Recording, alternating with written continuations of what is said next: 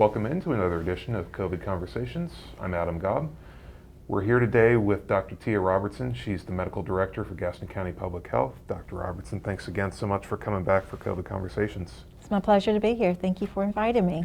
So Dr. Robertson, I wanted to ask you that one of the things that we're hearing some new news about is this pill from Merck that they've been developing that seems to be showing quite a bit of success in terms of mitigating the severity of COVID-19 for people that do contract the disease. Absolutely. So the pill has been very promising thus far with the data that's been released for the public to review. The panel will review the data in much more detail once more information is set forth from Merck. Currently, though, we know that the study involved about 700 participants.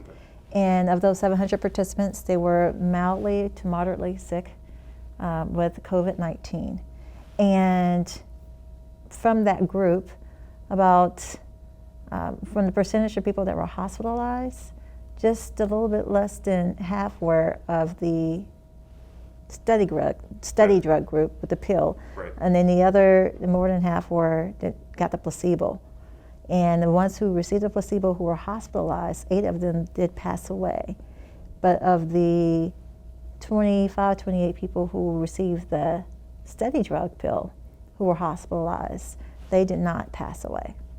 So those results are really promising and showing that this pill can be really effective in terms of preventing death for those who have mild to moderate COVID-19.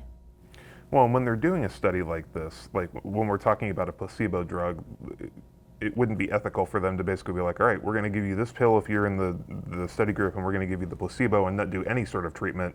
I mean, they're basically, the placebo group would be getting like the regular treatment that like anybody else who had COVID-19 would get, right?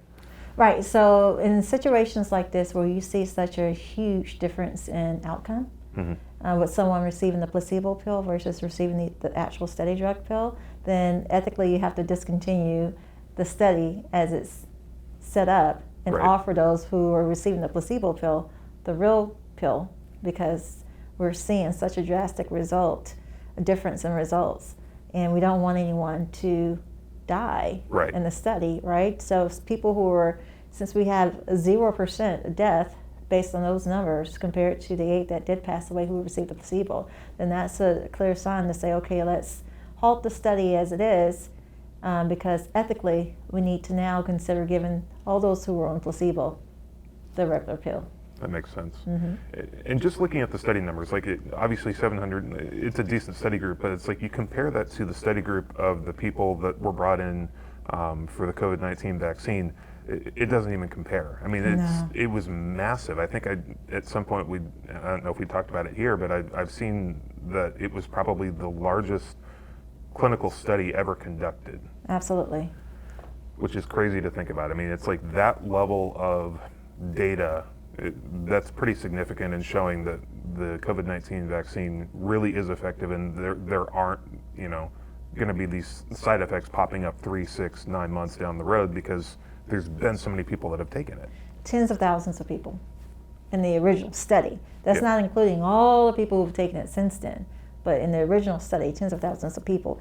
And even for the Pfizer study, but for children 5 to 11 years old, they used 2,200 Wow. pediatric patients for their study. So the vaccine studies are powered by large numbers, which is very impressive, and should be very reassuring to the public that we're testing appropriately and using top scientific data and resources to come up with our outcomes and results.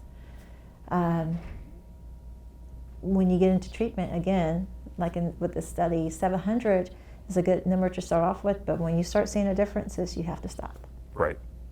And so the one thing about this pill is it is unlike the vaccine, it's not a preventative measure. It's basically something that you can take once you have kind of those initial symptoms of COVID, and you've basically had the test results come back and say, yes, you do have COVID-19.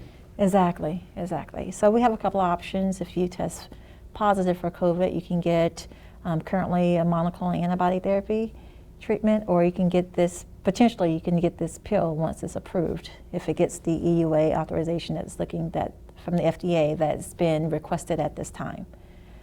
But you do have to be exposed or exhibit symptoms of COVID in order to be a candidate for either of these treatments. Got it.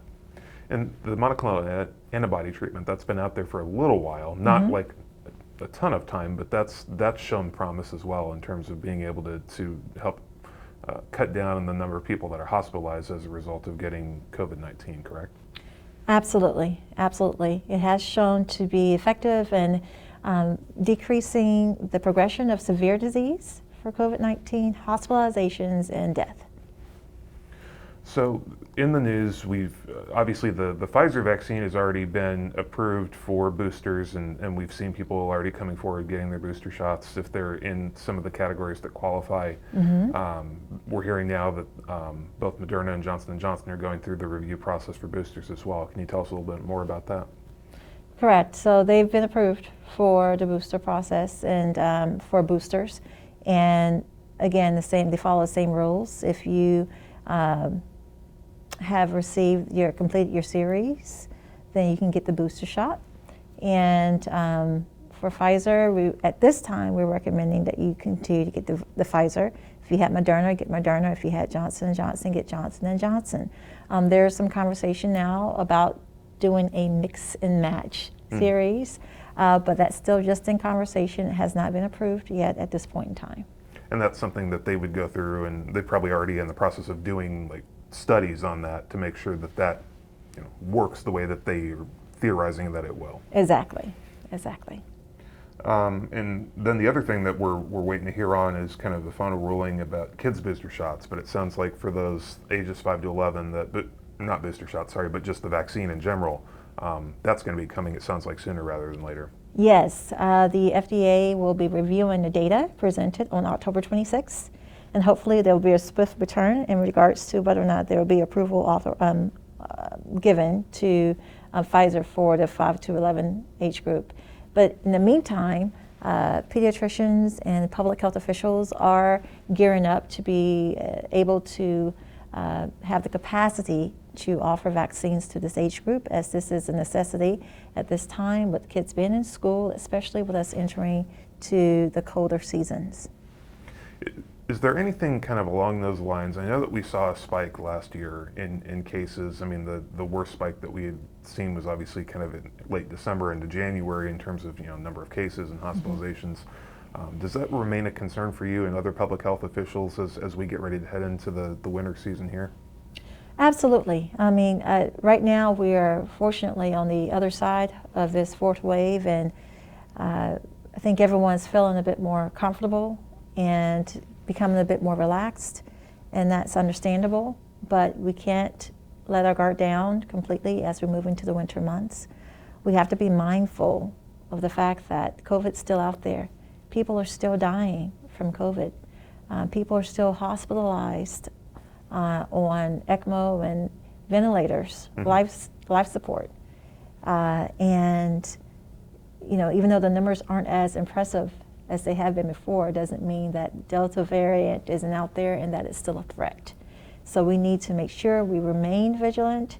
If you have not gotten vaccinated, please get vaccinated. That's the number one thing that we can do to protect ourselves and protect each other. Absolutely. One that, obviously we're coming up on Halloween here in basically about 2 weeks. I mean, are there any concerns as we start to look at, gatherings for the holiday season in terms of, things people should or shouldn't do, or ways that they should protect themselves and their families?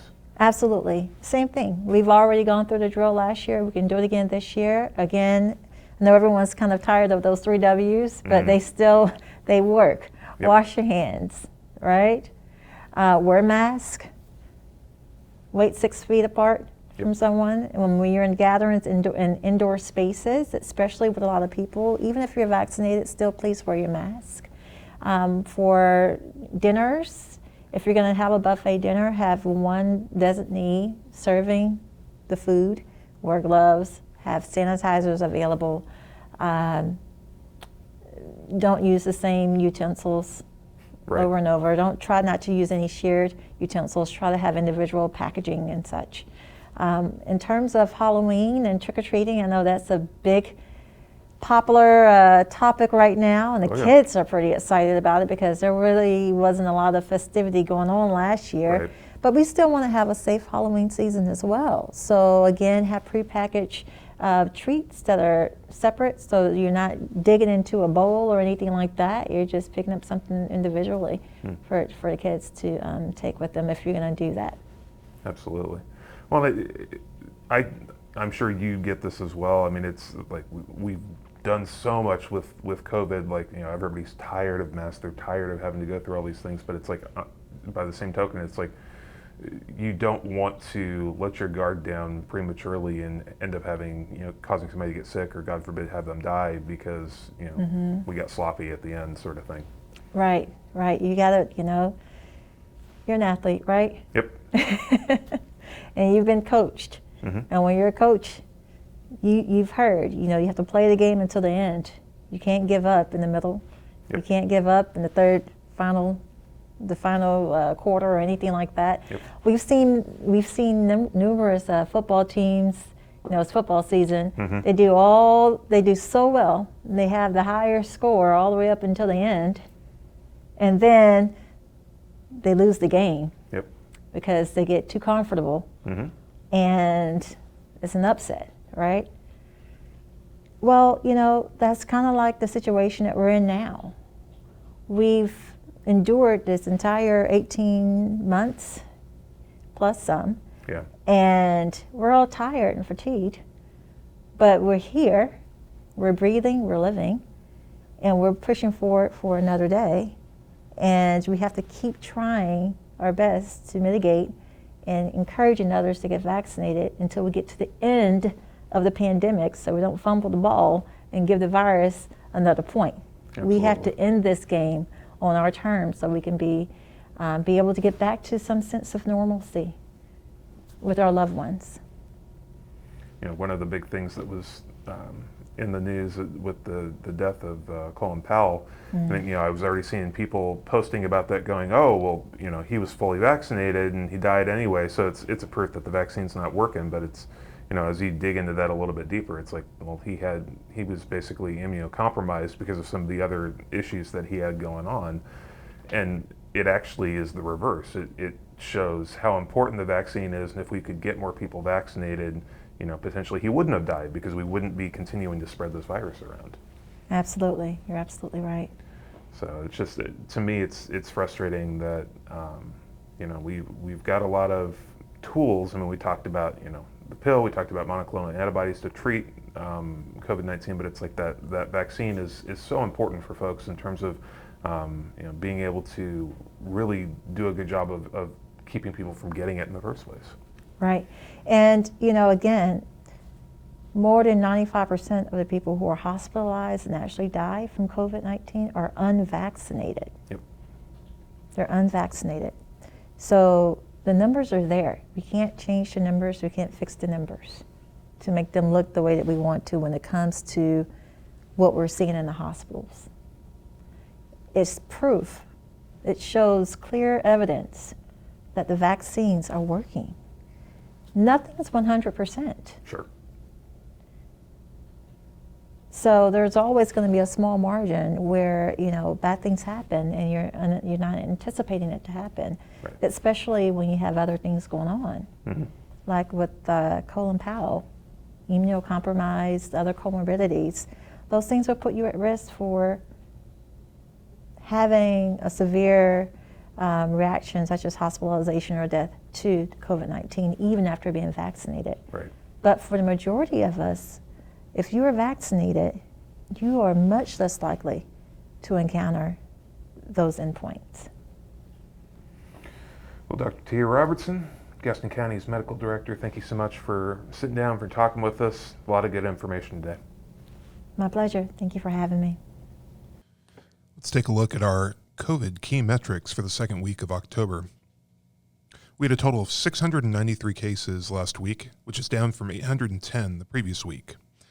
That comes to an average of just under 100 cases per day, which comes down from 116 the previous week. There were 13 deaths the past week, which is down from 15 the previous week and 30 the week before that. We're averaging about 78 people in the hospital each day, which is down from 92 the previous week.